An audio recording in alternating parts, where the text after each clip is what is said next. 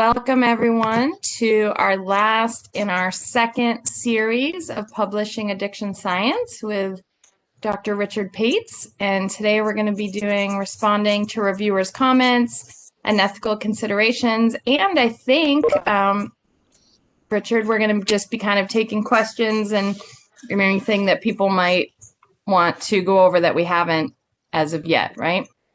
Yeah, I did get a paper from Chia, but I don't know if that was just for me to respond to, and one from Salman, which was maybe just me to respond to because I'd done their papers previously.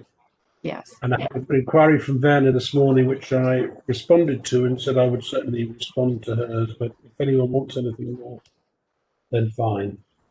But yes, as this is the last session, please think of any questions you want to ask now. And of course, you can always email me afterwards. I don't mind that. But opportunity to have a discussion. It's the last time we'll be meeting as such. Exactly. Okay. This is about responding to reviewers' comments and ethical considerations. And there's quite a lot here. Let's have the second slide then, please, Gary. Right. The thing is that when you send your paper in to the journal, it will go to the editor, who will make a decision there and then whether they'll send it forward to review. Now, the editor of the journal, that's me, in my journal, has the power and the right to make decisions about accepting or rejecting a paper. So it is entirely my decision, but of course I rely on reviewers to provide their expert advice.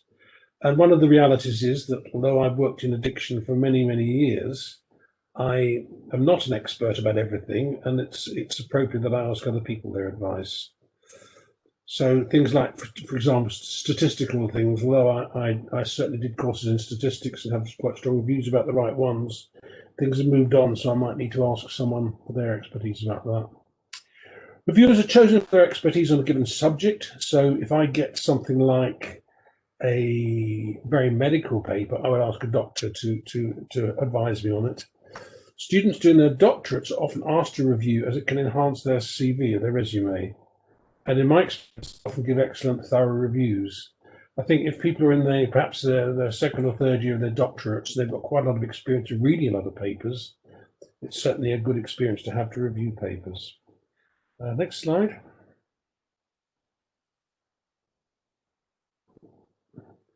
Now, reviewers are an essential part of a peer-reviewed journal, but finding them is often difficult. Now, I currently receive about 400 papers a year. I need 2 reviewers per paper. Sometimes the first reviewer's approach may decline or not answer, which is not only time-consuming, but then I have to find 2 more. So I get a paper in today, for example. I'll sort it out whether I'm going to send it out for review with my assistant. So by the end of the week, we will send it out for review.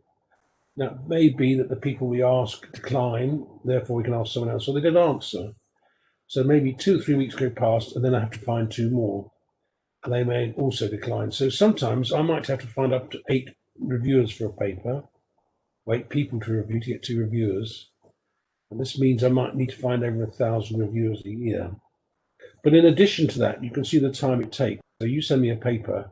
It's nice to think that I'll send it out for review, and within 2 weeks, you'll get a review back. Well, it doesn't work that way because often reviewers don't respond quickly. And when they do, they sometimes take quite a while to send their response. Next slide.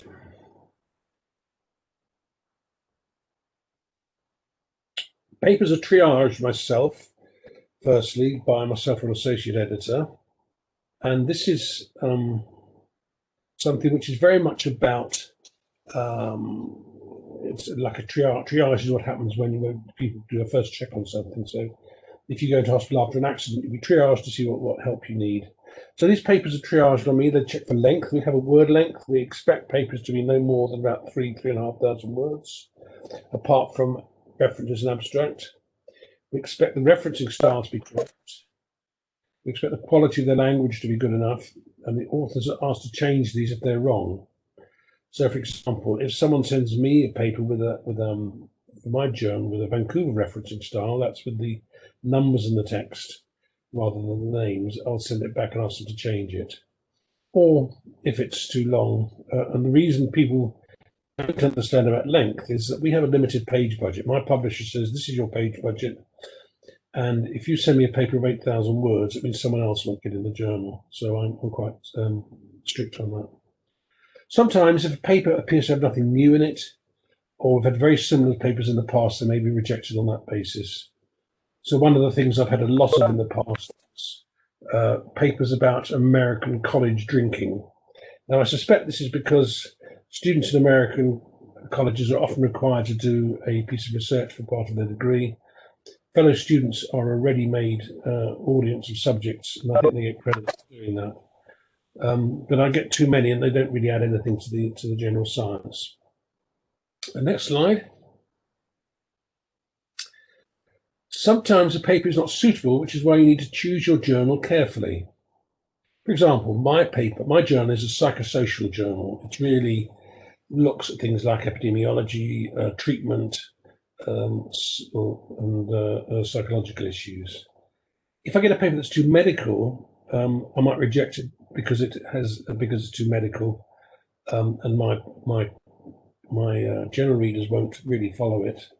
Or sometimes it's nothing to do with drugs or alcohol. I had a paper from Iran about carbon materials once sent to me, which was nothing to do with drugs or alcohol. And because my journal is called a Journal of Substance Use, I think they thought, oh, maybe this is a substance we can get a paper written about.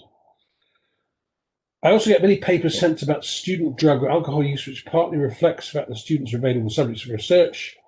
And as I said earlier, if I receive too many of this, I reject them if they say nothing new. Next slide.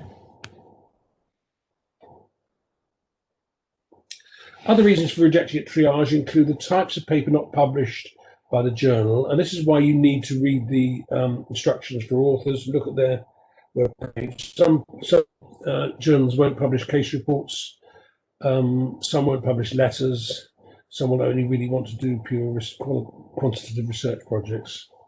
Some papers have ethical problems, and all papers should have ethical approval, research should have ethical approval. Papers that are poorly organised, we've talked about the structure of the paper over these courses, and sometimes people don't put them in a proper structure, and it's very difficult. Papers that are descriptive with no hypotheses or reach no conclusions.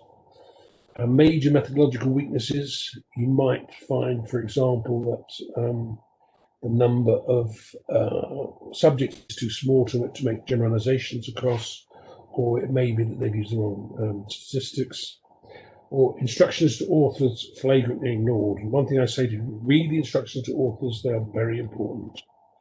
Next slide, please.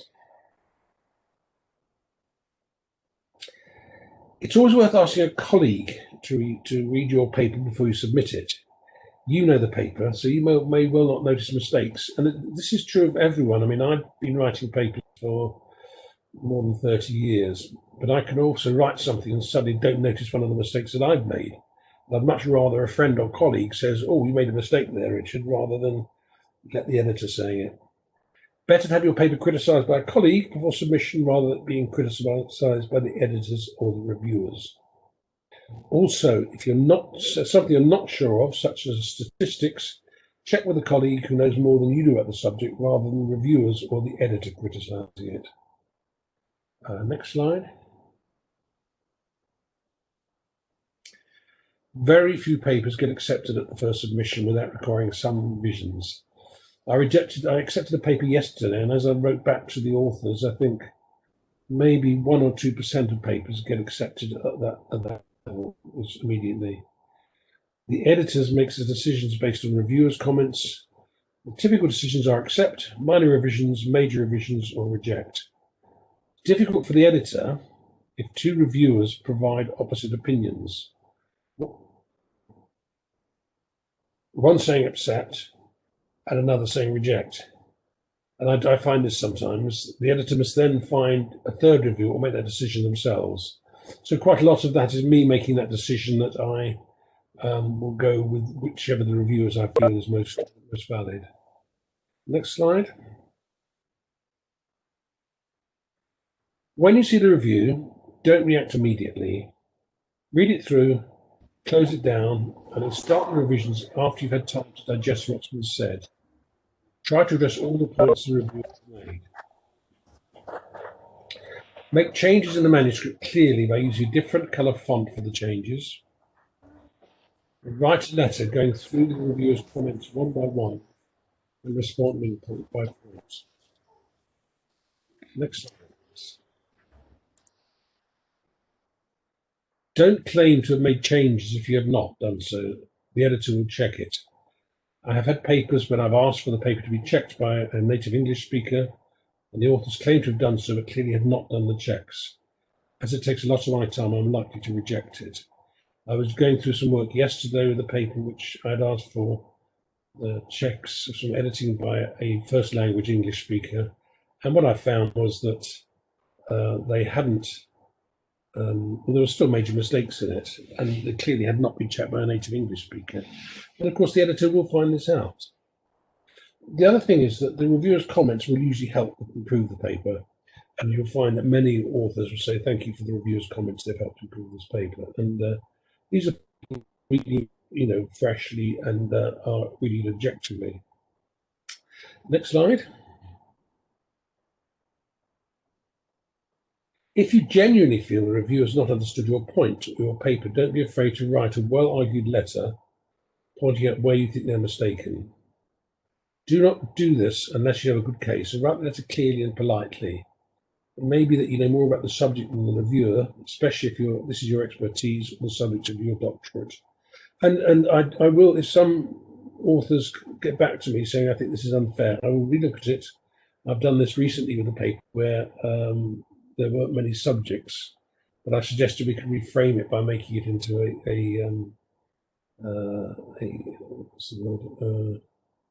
pilot paper. Try to get your revised paper back to the journal as soon as possible. Next slide, please. Now we move on to the ethics. 7 deadly sins in addiction published, how to avoid them.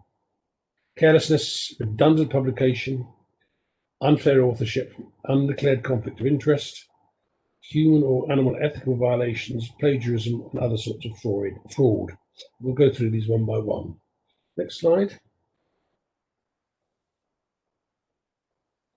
Author statements, declaration of substantive, there should be an authorship statement at the end of each paper, declaration of the substantive contribution signed by all the authors. Conflict of interest statements, declaration of real and apparent conflict of interest in language comprehensible to the average reader signed by all the authors. Redundant publication statements, declaration the work has not been published previously in whole or in part. Human or animal subject statements, declaration the study was reviewed by an ethical review committee. Duplicate publications, declaration the work has not been published, not been considered for publication by another journal. And some of these are quite difficult because I have found, I was reviewing a paper yesterday and the reviewers said, and it was a paper from Middle Europe, and they said, well, this is very much like the paper that I looked at before, and it's the same authors and the same paper, and I'm thinking, really, they're trying to get 2 papers out of one lot of data, which is not acceptable. Next slide, please. Why are ethical issues so important? Ethical violations, especially less serious infractions, are prevalent. The rates of detection are low, and this is one of the problems that we are very much on our guard for it. They're very hard to detect unless it is obvious. So, for example, if a paper has been published elsewhere, I don't always know what's been published elsewhere, so it may get past me. Ethical violations affect the quality and integrity of the science. Compliance review and journal requirements are increasing, i.e. human subject committees, conflict of interest statements. Next slide.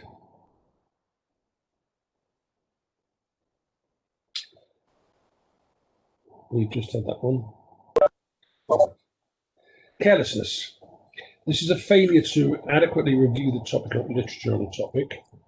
And this is one of the things that you do find sometimes people get a view and they will cite it just to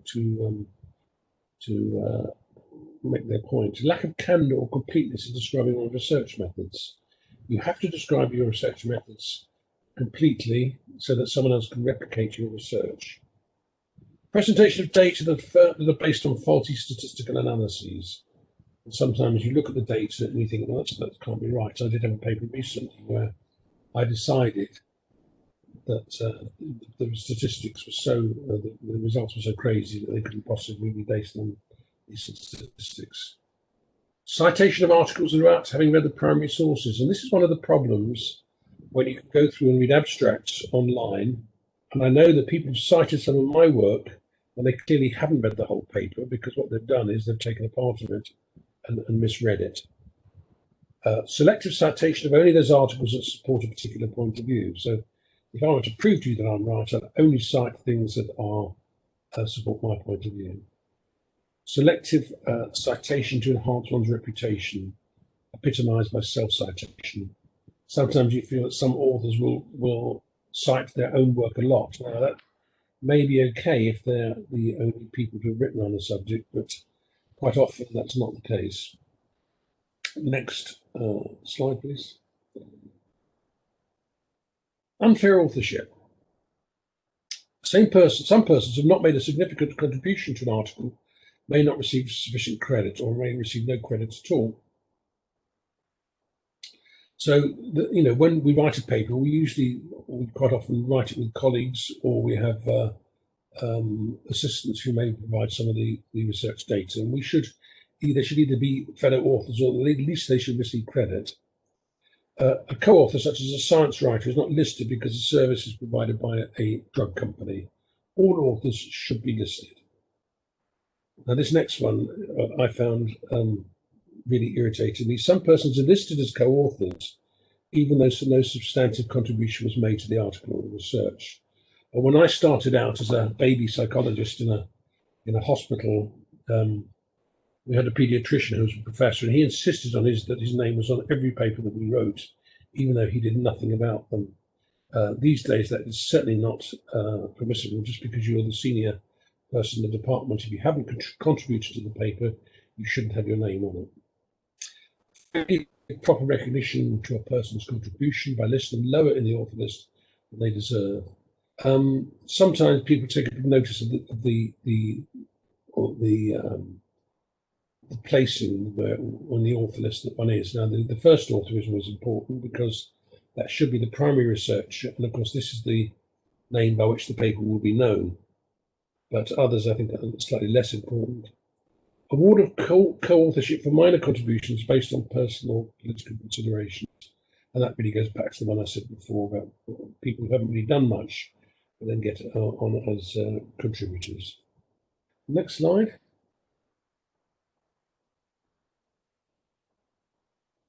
Conflict of interest. Conflict of interest is a situation or relationship in which a personal, professional, financial considerations could be seen by a fair-minded person as potentially in conflict with the independence of judgment. A conflict may be personal, commercial, political, academic, or financial.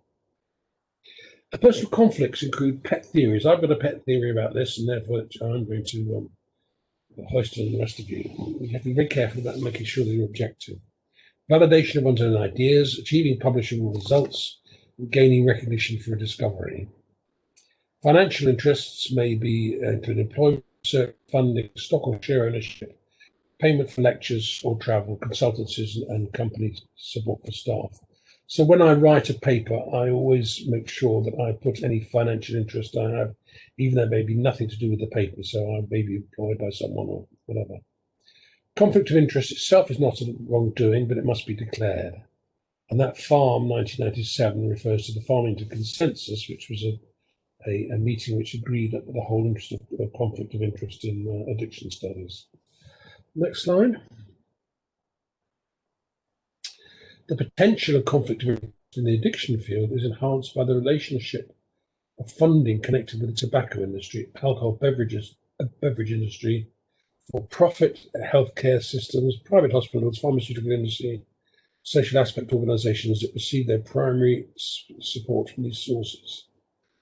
And certainly in terms of things like the tobacco and alcohol industries and the pharmaceutical industry, there is a heavy interest in them in papers, and quite often they try to influence outcomes. 3 levels of conflict of interest. A real conflict of interest means that the author or the administrative unit of which the author has an employment relationship as a financial or other interest that could unduly influence the author's position with respect to the subject matter being considered.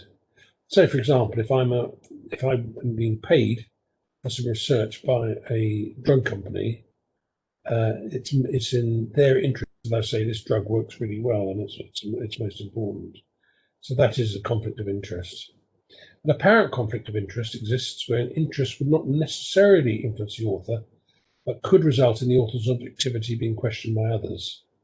So there is an apparent interest. It may not be conflict of interest, but it is potentially there. A potential conflict of interest exists when a reasonable person might be uncertain as to whether an interest or not should be reported. So it's just to make sure that we do maintain the fact that our papers should be objective and fair and not be influenced by other interests. Next slide, please. Violation of human or animal subject policies. Ethical review, a necessary requirement for all scientific research. And this is very interesting. Next slide, please. This is interesting because when I started to learn psychology at the university in the late 1970s, they reported a lot of social science projects, social science studies, like the famous Princeton prison study or Stanford prison study, which these days would not get ethical approval because they put people under a lot of stress. So things have changed, and you'll see these days the amount of animal research that's done is being much less now because people are much more concerned about that. Okay, plagiarism. Plagiarism ranges from unreferenced use of others' published or unpublished ideas to submission under new authorship of a complete paper, sometimes in a different language. Now, this is what I mentioned when I said about earlier that there was a paper that I had that the reviewer said this is very similar to another paper. It may occur at any stage of planning, research, writing, or publication. It borrows from print and electronic versions. And the difficulty for us as editors is that there are something like 100 addiction journals in the world now. And each one may be receiving, I receive 400 papers a year, so they may be receiving 100 or more. So you can see the amount of papers that are published. It's not possible for anyone to know everything about it. Although what you will find, there is software now that can check on whether the papers look as if they've been taken from other places. All sources should be disclosed through appropriate citation or quotation conventions, and if a written or illustrative material is to be used, permission must be sought. Next slide, please.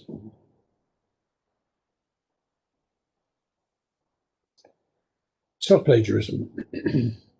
And this is one thing that you have to be very careful about, because when you submit a paper to a journal and they accept it, they then have the copyright of that published material. You don't have the copyright, even though you're the author. How to use previously published material when the rights have been assigned to the publisher, as there are in most cases. Most journals are not interested in reproducing previously published materials because it consumes valuable space. Use without permission is a violation of copyright. Now, that doesn't mean that if you have a paper that is, quite often we all do this, we have a special research interest, you may be quoting, there's similar work you're quoting, but this is how you avoid it. Short quotes from a previously published article which set it off in quotation marks and the original version cited. Permission must be requested when large sections are reproduced, and method and literature review should be paraphrased. So basically, it's making sure that you don't use exactly the same words and quote exactly the same pieces. But it means you certainly can quote your previous papers, and it's important that you do, but don't just copy them from the previous paper. Next slide.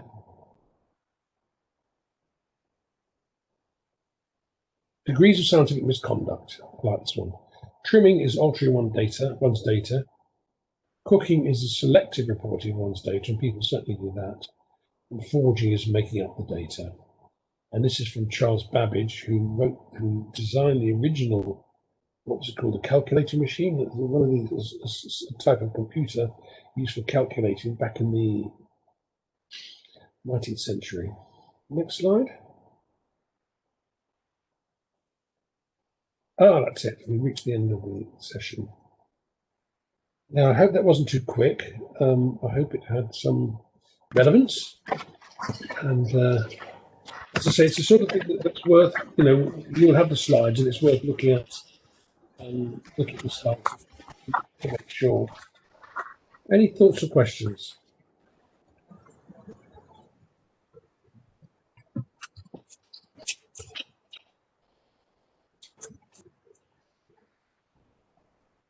Very quietly. Excuse me, I have thoughts, but I didn't want to jump in and see if anyone else wants to talk first.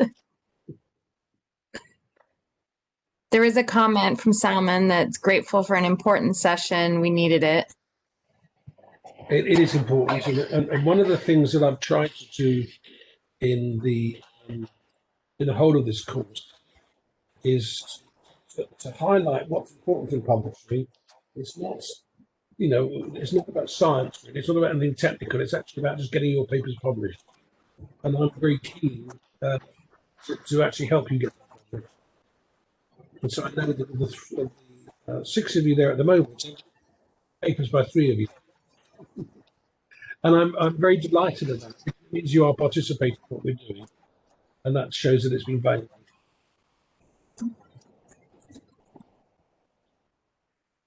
So if people don't have questions or comments about today's content, I think it was really clear and I know it was helpful for me. Do people have questions or comments about things we've done so far? Or I know Verna, you're struggling with the paper. I think you just sent it today. So are there things you'd like to discuss for that? Because we have, a good half hour here together. Hi. So I also sent good evening. Good evening and good morning, everyone. Good day. So I also sent a message about it's an important encouragement what Dr. Richard said about most majority of the paper would require revisions because I know that for someone that like maybe did their work as part of their educational requirements and it has been revised several times because of the defense. It's a way to like affirm or like at least like for us not to lose hope that that's the normal process. One of the things that I think has been really impressive is that all the papers that I've been sent are really important and completely different. I mean, one of the things that Salman's paper is about translating a scale into Urdu, his own language. And that is very important because, of course, scales are produced in one language, usually English, but that's not always possible for the people on whom we're using them to understand that. So it's a very important thing, and it's important to use the right technology to get it right. Chia's paper was from Nigeria, very interesting about levels of substance use and how, the way that it was being dealt with and that sort of thing. And I will be responding to your paper, Chia, with some suggestions, but it's really important again, because one of the things we know, for example, about Africa is how little research has come out of Africa over the last 20 or 30 or 40 years. And so each piece that comes out has another piece in the jigsaw. And Verna's work is actually, I think, incredibly important in terms of she's looking at women's attitudes to, or the way women are treated in treatment. And it is very important because there are some major blocks, particularly in certain countries. It would be very different talking about the way women are treated perhaps in Iran to the way they're treated in America or the Philippines. But there are things which Verna makes clear in her paper that are blocks to women feeling safe and getting the right treatment that don't apply to men. So I was delighted that those are 3 papers which, as I say, are very different. And Marisol's paper was different as well, but very different, but also very important. And it's really encouraging that you're producing papers that have importance, maybe for your own country, maybe, mainly. I mean, Salman's paper clearly is about very much his local situation in terms of the language. But these other papers, they all add something, and someone needs to be doing them. I'm glad that you're doing them rather than someone else. So thank you. But don't let me talk for the whole hour. I hope some of you will say something. There are some nice comments. Marisol said, thank you for sharing this knowledge that is the result of many years of experience, which I think is really just her saying that you're old, but I don't know. I could be wrong. Thank you very much. Only 21, really. And I know Salman is looking forward to more feedback from you on his work. Yes. There's not a lot of feedback I can supply, Salman, because a lot of it is very good, and you've done what was suggested in the past. But what I would do, I will send the paper back with some minor revisions on it for you.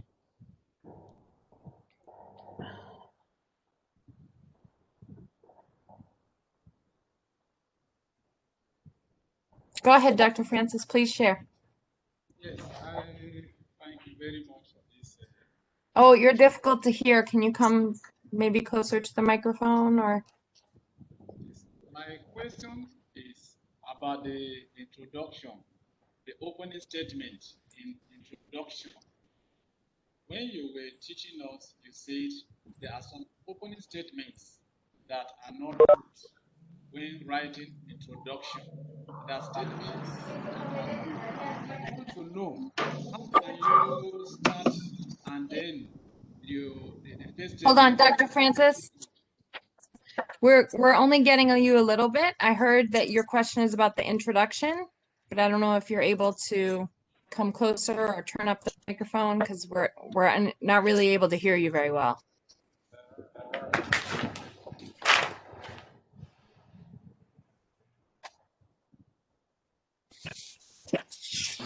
The chat. That's much better. Can you hear me now? Is it better now? Yes. That's a little, yeah. Can you hear it? Yes, my question is that how can you frame the first statement in your introduction and it will be good? How do you put it and then it will not be a good first statement in introduction? Did you get it, Dr. Pates? No, sorry, I didn't understand that. Okay, let me type it in the chat. Okay, thank you. You need to type it for us. I know it was about the introduction, but that was about as much as I got. Introductory It's statement. something also about how to write the first statement. I might be wrong. So Yeah, and that's a good question, and we'll see what he types, but you know, it can be difficult to start, right? Just to have the beginning and not, sometimes they sound cliche, like I know Dr. Pates has said before, you know, addiction is a huge issue around the world, you know, those kind of statements that everybody says, you know. Yes, I think that. I mean, that's very interesting, and I know sometimes it is difficult to think, how do I start this paper? But as Kerry says, it's one of the things that is dead easy to some sort of generalization, which, you know, alcohol is a problem around the world, drugs are a problem around the world. It's much better to try to start saying what the problem is about your context of your society and culture. So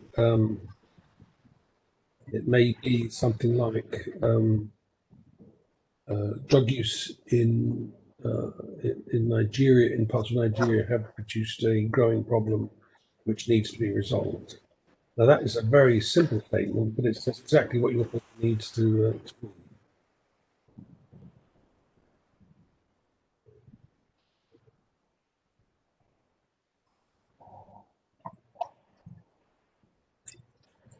While we're waiting for Dr. Chia's comment, does anyone else have anything they want to ask or discuss?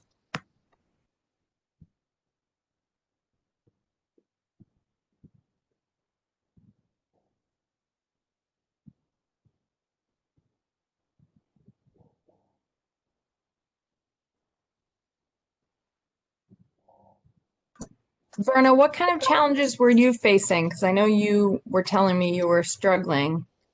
well, I'm struggling to go back to like writing and actually even reading articles because I stopped doing that for 5 years. Like, like in my previous job, I read a lot, but it's more of policies and like government reports, which is very different from journal articles that we need to review. And also, a big part of it is the work that I have submitted was a paper that we presented during the 2019 Psychological Association of the Philippines, but it was just an abstract and it was just for presentation. But getting the right number of people or like thinking of my parameters actually is the one that makes me struggle, I guess. Like on because also like trying to focus on one information because when I do interviews and there are a lot of information that comes up and maybe I might even change to CQR, the consensual qualitative research, so I don't have to for methodology so that I don't have to be the one just to look into it because like what Dr. Pitts said, like when you receive a review, just like don't respond yet, like put it down. And I guess it's the same like when you're doing a paper or like when you're doing the analysis, like you have to step a little for some time. And I'm just struggling to do that because like even if I put it down, my mind keeps thinking about it. So sometimes it becomes very um, confusing for me. I am confused. Then I will try by the end of this week to respond, and I think I've got some very firm ideas. I think what you're doing is really good, and what I've received so far from you, is half a paper, isn't it? So Yes, we need sir. to put in things like the discussion, which is a really important part. But I think you're raising such an important subject. I suspect not just for women in the Philippines, but for women all over the world. And I think that is really important. Thank you, sir. And take your time. That's no need to rush for my paper. Thank you.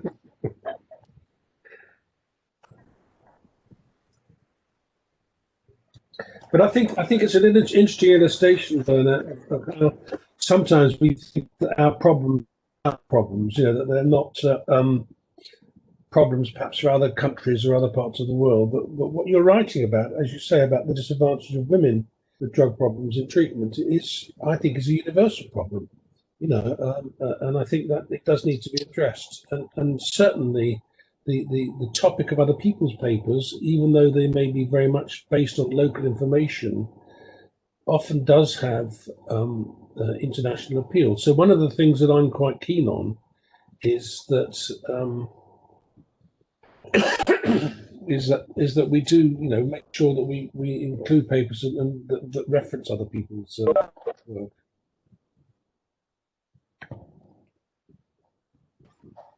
Marisol asks, in the references, can you cite a paper that you used to learn about the topic, but you didn't explicitly cite it in the article?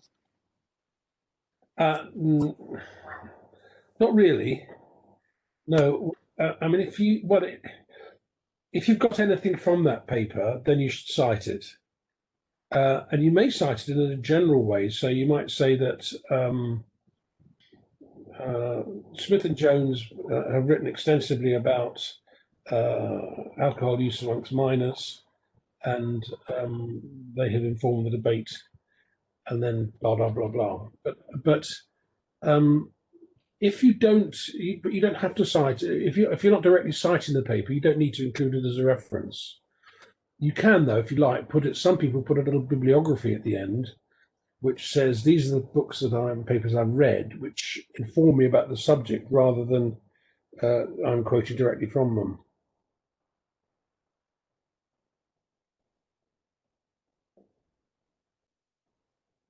I think it's an interesting question because when we start researching a new topic, we do read around and we look around for different aspects of it, So it's a very important question that you raised there, Marisol. Someone asked, do we have a session on supervising postgraduate research students? I guess, do you, in general, in the field of psychology and specifically in substance use? So the question about, Is there a session on supervising postgraduate research students? well, there's not a session in this series of webinars. I think the short answer is no. I think, you know, maybe that's something that needs to be developed, but it should be the same as developing anyone who's doing research. So, for example, I've retired now, so I have a visiting role at the university in Worcester. But in my last job, I used to supervise students who were undergraduate students, but were on a placement with me for a year, and they would take part in research projects, and so that involved quite a lot of close supervision.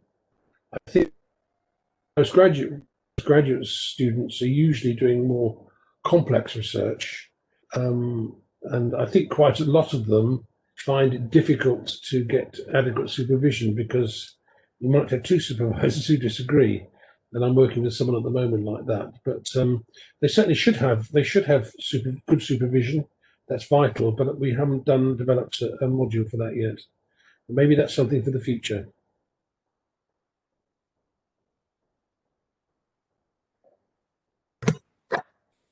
Excellent. So I haven't received Chia's question. I don't know if maybe he's going to email us, but I haven't seen it in the chat.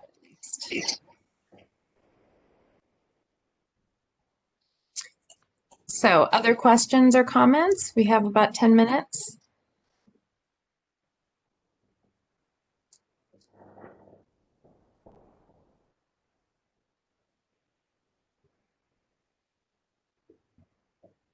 Gosh, silence. So quiet. I usually interpret that in two ways. Either people have understood everything or people have understood nothing. So Yeah. confused they don't even know what to ask, or totally good, could teach the class. After this session, because after this session we are speechless, so we took much of it. So we are so lucky to have you, sir. thank you, Salman. That's a very kind comment. But as I said, I'm very happy if you want to remain in contact with me after the end of this series of webinars, then I'm happy to do that because I think it's been a lovely group. You've been attentive and you've brought forward some very interesting ideas and suggestions. It's been a good experience, I think.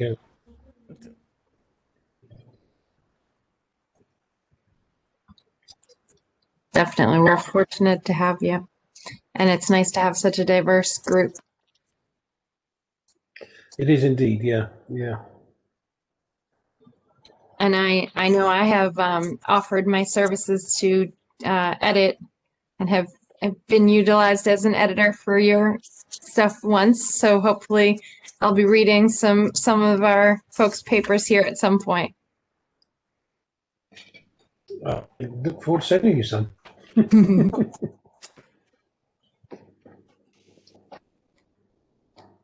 Well, but I if think we- just Go ahead. just to say that this is a participation between the organisation that I represent, iSage, Journal Editors, and Kerry's organisation, and it has been really useful to do that, to have that collaboration, and I've been delighted to work with Kerry and her colleagues Jessica and Kim. You know, it's been an interesting experience for me, but I hope it's been valuable for all of us.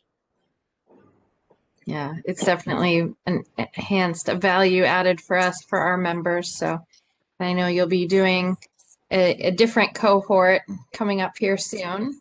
So that'll be great. Yep. All right, so I'm going to give a last call if anyone has questions or comments. Not such comments, okay. This could be my humble request to you as well as Dr. Richard and other colleagues who are interested. But I will request both of you, as we have launched a postgraduate diploma in addiction sciences through ICU DDR, and which is going to be started in the next month, probably after 20th of February. So if you can give us a lecture, and I will organize the sessions for our students, the postgraduate students.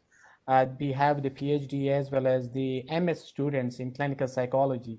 And few students are quite interested in addiction sciences. So I'm supervising them, especially for the addiction science. It's my humble request if you could help us and enlightening us with your the deep knowledge and experience, and we would love to take advantage from you people. That's my humble request for you people. If you could help us. Did you understand the request, Dr. Pates? He wants he'd like some input on for postgraduate and master's students. Yeah, if you can give us a lecture or seminars, if you can conduct some lectures or seminars, especially for the research students.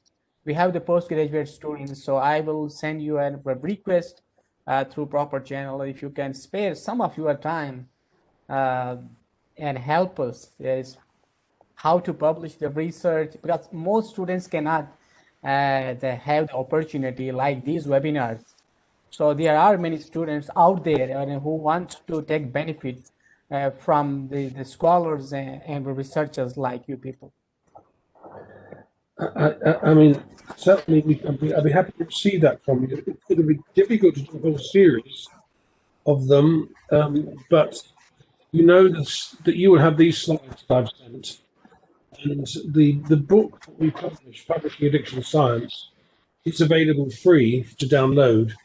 So that's certainly one of the things that you can use. But get in touch with us. What we can do. Yeah. Yes, you'll definitely get the presentation from today. That was a question in the chat, as well as there'll be a recording. So Teresita had trouble getting in, but there's the recording of today. So we'll be posting that on the icuddr.org website. You can look in the resources section. So I do want to encourage you all to go to the website, and we're going to be putting up more content. Some little like short clips and things like that. So if you don't have time to watch, let's say a whole webinar, there'll be, sections of them trying to add more content in ways that are easier for people to be able to have enough time to manage that. So, Dr. Pates, here's a question from Helen. Can you send an article published in non-referenced journal to another journal? Not really. When you say not referenced, do you think that's more of a magazine or something? I think that it's difficult. You can't just send something which is the straight copy of it. I think you'd have to rewrite it in a different form because it's to do with copyright that the publishers own, and whether it's in a non-referenced journal or a reference journal, the copyright will be owned by the journal. So what you need to do is to perhaps rewrite it in a different way with a different emphasis or something. Yeah, good question. Yeah. So I do want to let you guys know that we have a really excellent webinar coming up Friday at noon EST time, or I should say EST. And so it's about teaching addiction science with an evidence-based, having an evidence-based background. So we're hoping that some of you will be able to attend that. We have a really good response on that. So it's this Friday, the 29th at noon, which is, I know 9 Pacific time. I don't know for a lot of you what that time is. And then actually, Miss Verna, who has been a part of this, will be she's going to be doing a webinar for us next month on the 25th. So hopefully some of you will join us. This is all again posted on our website. So if you want to attend the webinars that I just mentioned, we have on the homepage of our webinar, we have a slider that advertises things happening. So go check that out, icuddr.org. I'm really trying to get you all to go to that frequently because we're adding new things, and that's how you'll know what's going on with us. So, and with that, I think we will say goodbye. Thank you so much for all of your participation and for sending in your papers and for being part of this second session. And Dr. Pates, we're so grateful to you. I always love working with you. You're so flexible and easy to work with and incredibly knowledgeable. So thank you. And I know that you've offered your help and people can email you in the future. And we really appreciate that generosity of your time and your expertise.